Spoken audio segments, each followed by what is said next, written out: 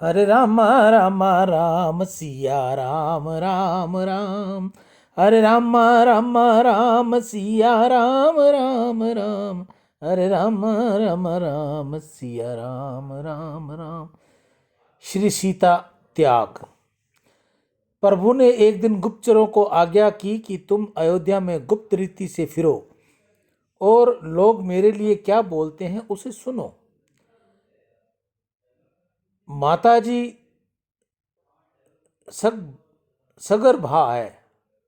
माताजी ने पूर्व रात्रि में राम जी से कहा था, वन में घूमने की मेरी इच्छा होती है।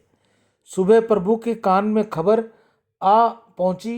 एक सेवक ने आकर कहा, महाराज लोग आपका तो गुणगान करते हैं, आपके लिए तो सही बोलते हैं, परंतु माता जी के लिए बहुत खराब बोलते हैं।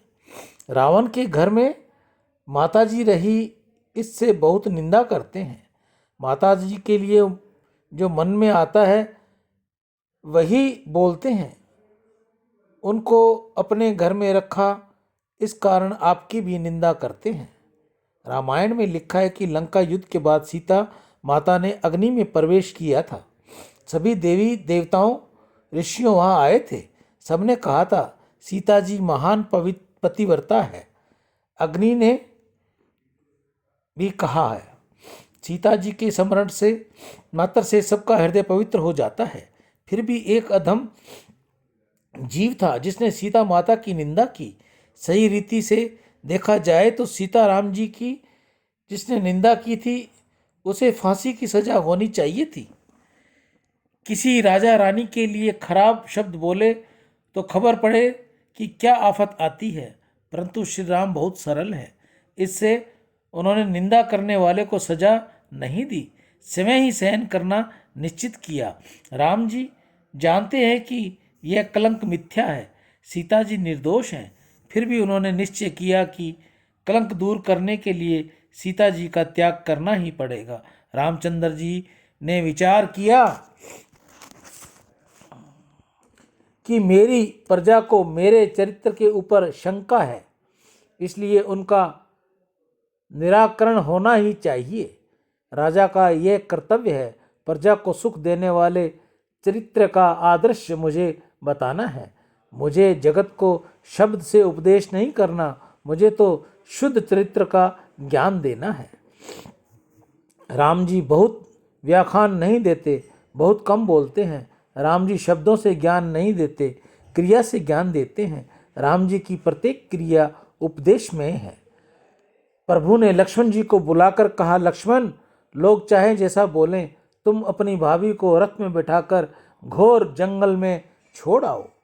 लक्ष्मण जी को बड़ा गुस्सा आया। सीता जी मैं लक्ष्मण जी का मात्र भाव है। लक्ष्मण ने पूछा, मेरी माँ के लिए ऐसे वचन कौन निकालता है। लक्ष्मण जी सीता जी की निंदा करने वाले को सजा देने के लिए तैयार हो गए। राम जी ने कहा, लक्ष्मण क्रोध न करो, शांत रहो। मैंने बहुत विचार पूर्वक ये निर्णय लिया है। तब लक्ष्मण ने कहा, मेरे भाई यह काम मैं नहीं करूँगा। सीता जी मेरी माँ है, यह आप यह काम किसी दूसरे को सौंप दें। राम जी ने कहा, लक्ष्मण तुमको ही यह काम करना पड़ेगा, तुम्हारे सिवाय दूसरा कोई ये काम कर नहीं सकता, इसलिए बहुत बोलने की जरूरत नहीं है। मेरी आज्ञा का पालन तुमको करना ही है। लक्ष्मण जी को बहुत दुख हुआ। ज्ञानी होना सरल है, योगी होना सरल है, परंतु सेवक होना बहुत कठिन है। सब ते सेवक धर्म कठोरा। जो मन को मारता है, समय को सुख को मारता है, वही सेवक कर सकता है। सेवक को निरपेक्ष होना पड़ता है। सेवक को सेव्य के सुख का ही विचार करना पड़ता है। सेवक सुख भोगने की इच्छा करे तो वह बराबर सेवा नहीं कर सकता। सेवा वह कर सकता है जो आत्म सुख को त्याग देता है। सेवक को मन मारना पड़ता है। सेवक का कोई मन नहीं होता। सेवक अपनी कोई इच्छा नहीं होती। सेवक के लिए तो स्वामी की इच्छा ही उसकी इच्छा है। लक्ष्मण जी को ये काम करना नहीं था, परंतु प्रभु की आज्ञा हुई कि एक अक्षर भी तुम मत बोलो। इससे लक्ष्मण जी ने मालिक की आज्ञा का पालन किया। परमात्मा ने श्री सीता जी से कुछ भी नहीं कहा। श्री सीता जी ऐसे समझती रही कि मेरे वन में घूमने जाने की इच्छा हुई थी, इससे प्रभु मुझे वन में ले जाने की आज्ञा लक्ष्मण जी को दी है। लक्ष्मण जी सीता को रथ में बैठाकर घोर जंगल में ले जाते हैं।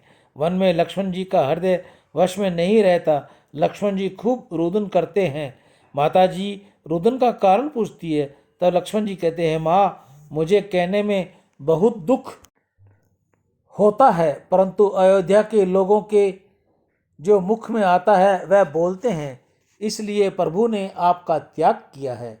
माँ क्षमा करो, ये काम मुझे नहीं करना था, परंतु मैं तो सेवक हूँ। लक्ष्मण जी महान बुद्धिमान हैं। सीता जी से कहते हैं, माँ तुम्हारे पिताजी के मित्र वाल्मीकि ऋषि का आश्रम पास ही है। लक्ष्मण जी सीता जी को वहाँ छोड़कर अयोध्या वापस जाते हैं। अकेली छोड़ी हुई सीता जी बहुत रुदन करती है। वाल्मीकि जी के शिष्य उन्हें खबर देते हैं। वाल्मीकि जी दौड़े आते हैं, सीता जी को धैर्य देते हैं, उनको समझाते हैं, बेटी तुम्हारे पिता जनक मेरे मित्र है, तू मेरी पुत्री है, सब ठीक हो जाएगा।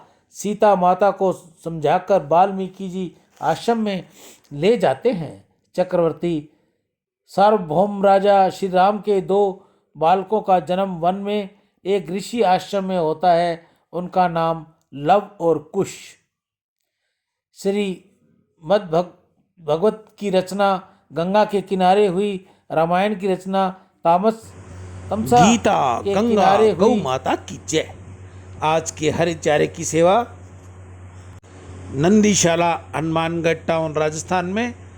आज के दानदाता सुरेंद्र नाग देव स्पेन से, कांशी राम खरबंदा, श्रीमती मीना खरबंदा स्वीडन विदेश से, अभिषेक भारद्वाज उड़ीसा से, नितेश कुकरेजा, जय किशन कुकरेजा मुंबई से, प्रहलाद राय गुप्ता गाजियाबाद से, अशोक बलदेव दास मत्ता तेलंगाना से, संजीव शर्मा यूएसए से, सुंदरदास तोलानी, वसुमल तोलानी, पुरुषोत्तम शर्मा दिल्ली से, महावीर सिंह राणा नोएडा उत्तर प्रदेश से, राजीव मल्होत्रा दिल्ली से, जुगल किशोर जंडियाल उदयपुर से, जयवीर सिंह दैनिक जागरण मेरठ से, प्रतिभा बहन अपने पति स्वर्गीय विजय वसंत राव कंडू की स्मृति में गौ सेवा व नंदी सेवा। जो भी ये दानदाता हैं जिन्होंने आज हरे चारे की सेवा की है, नंदी महाराज इनकी सभी मनोकामना पूर्ण करे, इनकी हर इच्छा को पूर्ण करे, इनके घर में सुख शांति हो, बच्चों को अच्छी समृद्धि हो, बच्चे माता पिता की सेवा करें, गौ सेवा करें, ऐसा मेरा नंदी महाराज के आगे प्रार्थना है। हे नंदी महाराज, इन सभी के घर में सुख शांति हो, बच्चे इनके बहुत अच्छे हों। जिन माताओं बहनों को भाई नहीं है, बच्चा नहीं है, नंदी महाराज से प्रार्थना करूँगा कि उनकी भी गोद भरे, उनके घर में भी झूला झूले। मानव जीवन में गौ सेवा का बहुत महत्व है। बुद्धि शुद्ध होती है। गाय सेवा से धन में वृद्धि होगी, भगवत प्राप्ति होती है, घर में खुशियाँ आती हैं, बच्चों में सद्बुद्धि आती है।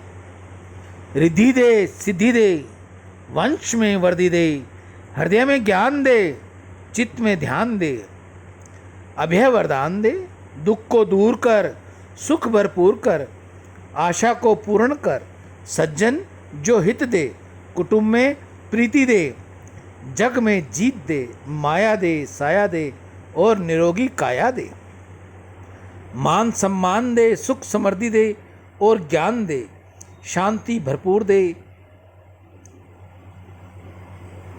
शक्ति दे, शांति दे, भक्ति भरपूर दे। ऐसा गौ माता के आगे मेरी प्रार्थना। गौ माता के अंदर सभी देवी देवताओं का वास है।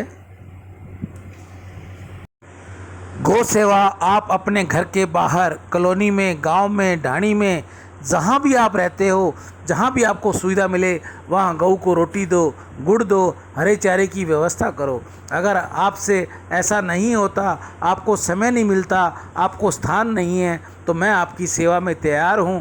मेरे पास आप अपनी सेवा भेजिए, ये बार कोड मैंने आपको दे रखा है और तुरंत ही मैं आपकी भेजी हुई सेवा गौ माता व नंदी मुख तक पहुँचाने की चेष्टा करूँगा।